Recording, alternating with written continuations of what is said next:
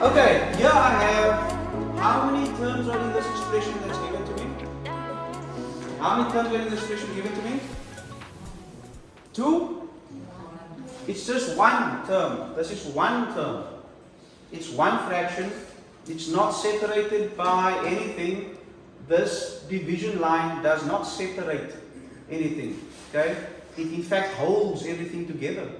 The same way a multiplication sign holds the 8 and the c together. Yeah? Remember, multiplication and division do not separate terms. They actually do the opposite.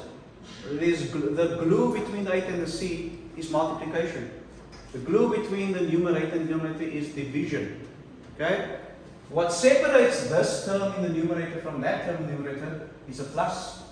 It will also be a minus.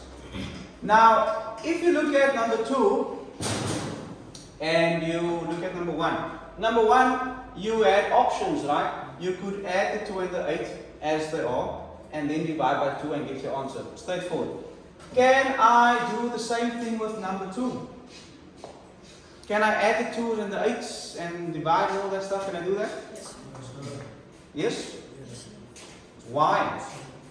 Why can I add? Why can I add the 2c and the 8c? Because they are like terms, right? So I can say 2c plus 8c is 10 of c divided by 2 of c. And I can then of course say, well, I could either say, you know what, I know that c and c cancel, although they don't really cancel, it just happens to cancel. But what's happening actually there is, I'm applying the laws of exponents that says, same base being divided, so it's c divided by c means c to the power 1 minus 1, which is c to the power 0, which is 1. And that's why it will not be in your answer. Are you still with me? Okay, I'll just write that out there. So I have then 10 over 2, which is 5. So what I meant was the c over c. The c cancelling is actually c to the 1 over c to the 1.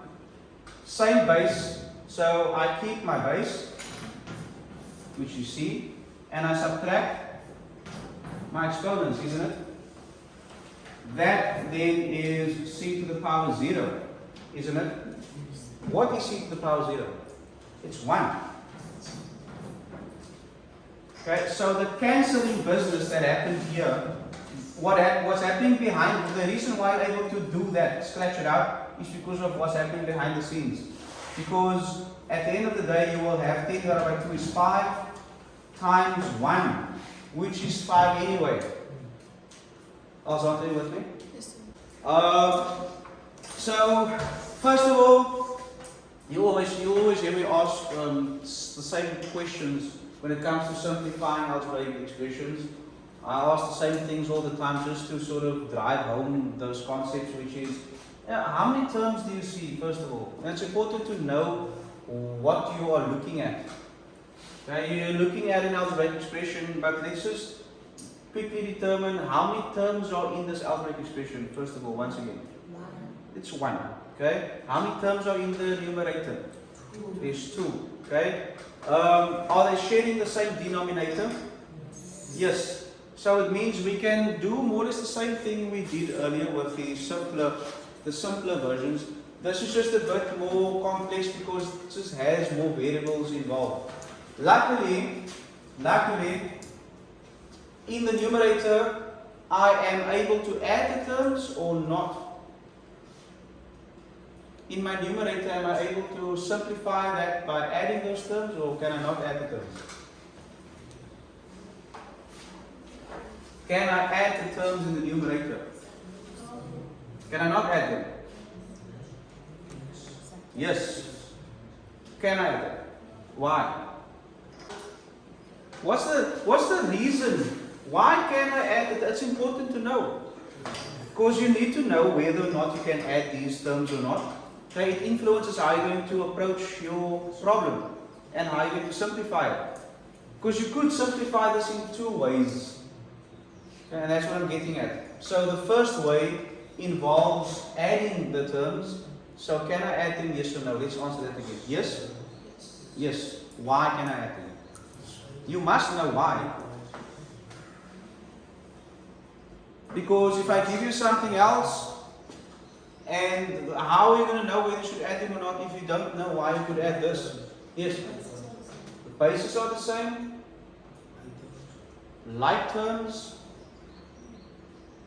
It's like terms.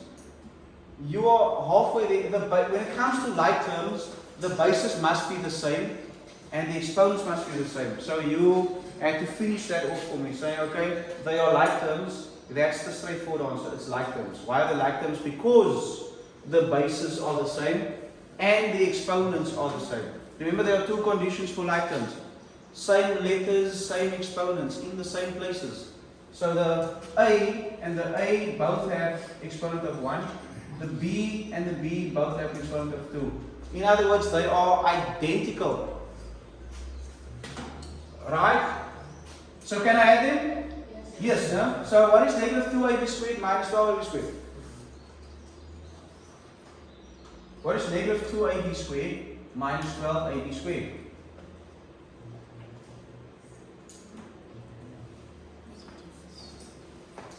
Are we shy now or scared or what is it? What is negative 2ab squared minus 12ab squared?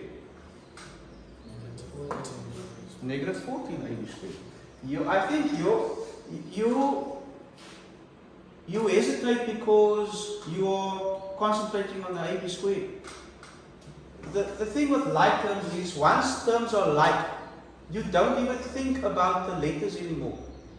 You're just adding the numbers and the letters you just add to it afterwards. In other words, I actually am asking what is negative 2 minus 12?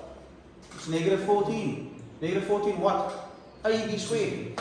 So negative 14 AB squared or AB to the power 2 divided by negative 2 AB to the power of 2. What happens now? Once again, it was like the C over C. Yeah, I have exactly the same base and exponents on the top of the division line and the bottom. So effectively, I can just do that. The cancel thing. Okay, so I'm left with positive 7.